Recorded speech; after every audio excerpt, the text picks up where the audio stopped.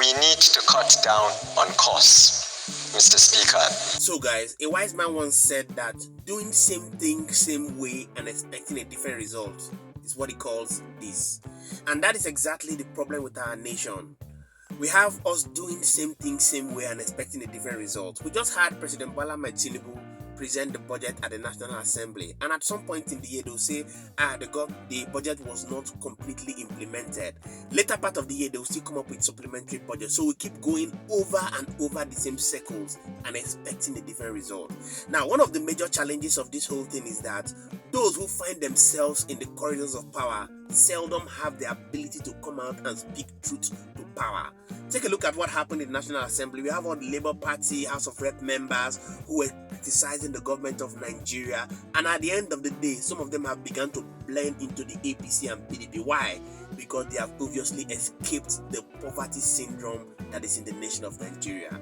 Interestingly, just a few hours ago, the son of El-Rufai has come out to speak truth to power about the budget presentation that was just done by President Tinubu, highlighting the grey areas and the anomalies he observed that is making Nigeria to keep going over and over the same circles. I like you to sit back and take a look at the words of the son of El-Rufai that have generated a lot of media attention, but please intentionally do well to touch the like button.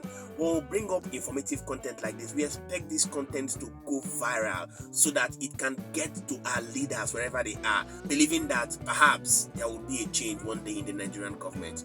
Do well to also drop your thoughts in the comment section. Let's get to know what you think about the video of El-Rufai's son that has generated a lot of media attention, and we shall continually be here to serve you. Yesterday was a day of great privilege, and we thank the President and the Executive for laying the budget. Mr. Speaker,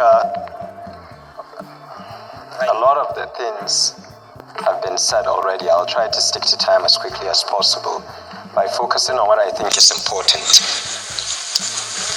Recurrent capital is what is being discussed.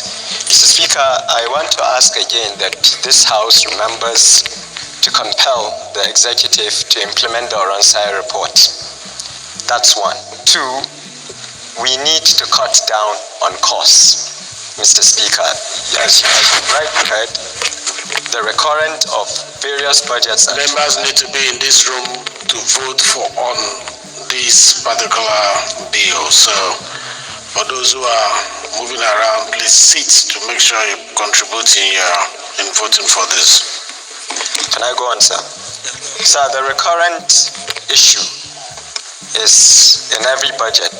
Even a young person like myself, we budget for vehicles every year, we budget for utensils every year. So what I would like us to do, sir, to open more revenues or block loopholes, is to look at all these ministries that are bringing their budgets. If they bought vehicles last year, please, they should just relax now. Vehicles do not expire. These are the little things, Mr. Speaker, that unless we start looking at them, the loopholes we talk about will not come out.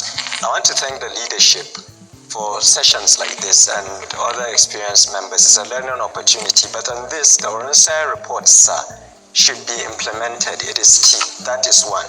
The second and most important thing to me, since I was I'm still a young man, since I was a boy, budgets every year come with new computers, new furniture. These things don't expire, sir. We should cut them out totally. We can't be asking Nigerians. We can't have a tax reform bill that could shape the fiscal shape of this country. Well, as leaders, we are not cutting anything.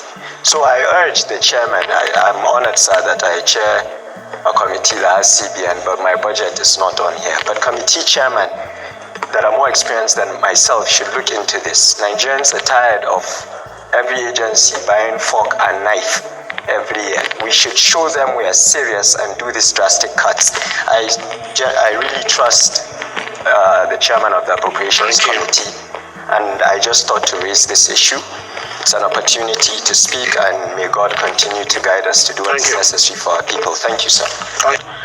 The Deputy Chairman of Appropriation, they are here making notes, and I've been watching them, and I'm also making notes, because we will also go through the work done by appropriation to see if all these debates happening here and issues being raised here are captured. because it's not garbage in, garbage out. Though that budget with good intention from Mr. President must be fine-tuned to reflect actually what he wanted to achieve by the time he conceptualized it. The floor is now yielded to my nation.